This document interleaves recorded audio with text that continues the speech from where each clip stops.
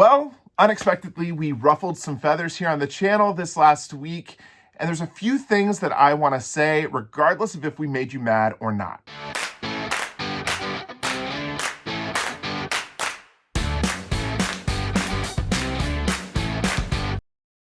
Hey everybody, what is up? My name is Jordan and this is JJ Cruise. This is not the typical content that you see on our YouTube channel. This is a YouTube channel all about the passion and obsession that is cruising. Jared and I cruise more than 20 times a year, and we make a lot of cruise content here on the channel, and we tell a lot of stories from the sea. This video is a follow-up video or response video to the response that we got from all of you at home based on the video that we released this last Sunday. Jared released a video about our experience in a guaranteed inside cabin on one of the world's largest cruise ships, the Wonder of the Seas, and just shared some circumstances that happened to us while we were in that cruise cabin with some of our neighbors that were right next door. This was a pretty straightforward story, but we were accused of being way too political. We were accused of fabricating or making up the story. We were accused of not doing the right thing by not reporting the people. And I want to give a little bit of background and information about why we did what we did in terms of laying low and kind of remaining really quiet during the week. There's a lot of people that watch us here on this channel that may not actually know our hearts, know our background and our day-to-day circumstances. And so I thought today I would just share a little bit more information with you all at home about some things that Jared and I have experienced in our life, both as non-cruisers, just in our everyday life, and as a same-sex couple. Before I get into some of the response, if you love cruising as much as we do, I do just want to invite you to subscribe to the channel. Come be a part of our community. We're a community full of passionate, obsessed cruise lovers. And if you love cruising as much as we do, hit that subscribe button and don't forget to hit the thumbs up. I want to put a disclaimer out there. I'm not sharing this information or the following because I'm looking for sympathy or I'm trying to get people to feel bad for us. That is not why we're talking about this at all. I simply want to respond to the people that had a lot of issues with that video and explain kind of our side of the story, our background, where we come from, and why we didn't just up and report the people for saying certain things that were politically charged. I also want to address the people that said that we were being way too political by sharing some of the information about what the people were saying in the room next to us, because there was no part of us that were trying to pick a political aisle or be on one side of politics. We were just sharing what they were saying because what they were saying was so extreme and it shocked us. And I hate to use this word as a millennial because I think that we're going to get called out for using it, but triggered us a little bit, and talk about why it triggered us. We get to spend a majority of the year on cruise ships, and for that, we're so thankful. We're passionate about what we do. We love our job. We love that we get to share our experiences with all of you at home, and we are both so happy that right now in this season of our life, we get to do this. Prior to starting YouTube, being on here and having a channel, Jared and I have also done a lot of land travel and a lot of land trips. It is not a secret that he and I are a same-sex couple. We are a married couple. We've been together for almost a decade, and we've had a number of different experiences together, both incredible, magical experiences and experiences that have not been so magical and have actually been kind of tragic. I'm not going to give too many details about this story, but several years ago, Jared and I were visiting a new town, a town that we were not very familiar with, and a state that we really weren't too familiar with. We were in town for an event, and we got in town a couple of days early. And something that we always love to do is we love to explore local culture whenever we go to a new place. So we like trying new restaurants. We like checking out the local LGBTQ scene there. And like a normal Tuesday or Wednesday night when we had come in early for an event, we decided to leave our hotel and go out and check out one of the local gay bars. There was a drag show happening. We thought that it would be fun. And it was about a 20-minute walk away from our hotel. Now, this was on us because we did not know much about the area, nor did we do any research about where we were staying, which is something that is very different from how he and I travel today. But Jared and I walked out of our hotel room, left the hotel lobby, and started walking towards the gay bar, which again was about a 20-minute walk.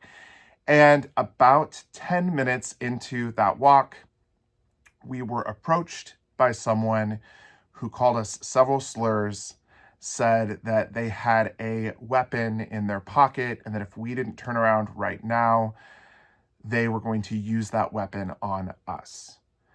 Now, this particular situation scared us so much. Even thinking back to that point in time, my heart was racing. We turned around and we started briskly walking back to the hotel. We were both kind of breathing really heavy because we were both kind of in full anxiety mode, not knowing if this person was following us, what they were going to do, and really what the reasoning was behind this action and these words that they were saying. We never actually saw any type of weapon, but they said that it was in their pocket. And from what we could see, it looked like there was something in their pocket. And unfortunately, that night, that person was choosing violence. We made it back to the hotel completely safe, but that experience taught us several things. Because of that particular situation and a few other scenarios that we have found ourselves in, whenever Jared and I hear of someone threatening violence or threatening to use their weapons for any particular situation, he and I automatically go into safety mode and we kind of put a wall up. And it's not something that we have a quick response to. It's not something that we run and try and confront, whether that be with a guest services member or directly with the person that is causing the issue. We've also experienced hate in other cities in the United States. And I think what people don't always realize is when you don't walk in someone else's shoes, you don't exactly know what's going through their mind and through their brain. What he and I decided to do while we were on that ship, when we heard the way that these people were talking and engaging with each other and saying the things that they were saying, we decided to just lay low. We decided to not say anything, not ruffle any feathers, because ultimately we did not want them to know who we were. We did not want them to know that we had a problem with them, and we were actually a little bit scared for them to find out. I kind of looked both ways in the hallway before entering and exiting my room because I never wanted to run into them. I don't share these things on the channel for people to feel a certain way about us. I share them to let you know that we take things like this really seriously, and that we know as a same-sex couple, we have to kind of always have our eyes and our ears out, trying to kind of see or listen for things that could impact us or for people that don't want us here. Because as much as we love people and we trust people, we're very open and trusting people in general. If you've ever met us, you would know that as soon as you meet us. We know that that doesn't mean everyone is for us. Everyone that's watching this right now might not be for him and I as a couple. And so we always have to have our guard up, and we have to be really careful when we are seeing things or hearing things, and we kind of have to act appropriately, but we also have to act in a way that's going to protect us as well.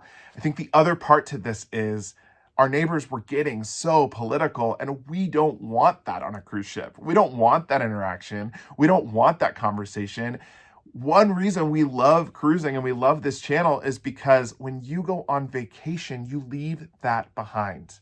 You're able to connect with other people over a love for travel, a sense of adventure, and you're able to just be human, and you don't have to be in the midst of political chaos. We started this channel because cruising was a means of travel that was not only an escape, but a way for us to be healthy mentally. It was a way for us to connect with people on a human level in a way that we had never been able to connect with people before. And out of that, JJ Cruise really was born.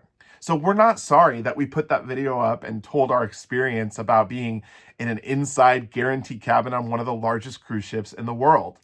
We're going to continue to talk about our experiences here. We're going to continue to tell you about things that happen to us while we're traveling. And we're going to be honest, We're going to be raw. And if that is not for you, then you don't have to watch our videos. To the many people that support us, that left wonderful, loving comments on our videos, thank you very much. To the people that kind of understand our viewpoint and see where we're coming from, we really, really appreciate that support. Thank you for letting me get a little serious today. I know that this was a very serious topic, and this is not something that we talk about a lot here on the channel. So if you made it to the end, I do appreciate it. Thank you so much. And if you leave a comment letting us know you disagree with us, that's fine. Every comment that you leave does help the channel and help the video go further. And that ultimately is a help to JJ Cruz. So thank you so much for watching. Again, my name is Jordan. Until next time, see ya.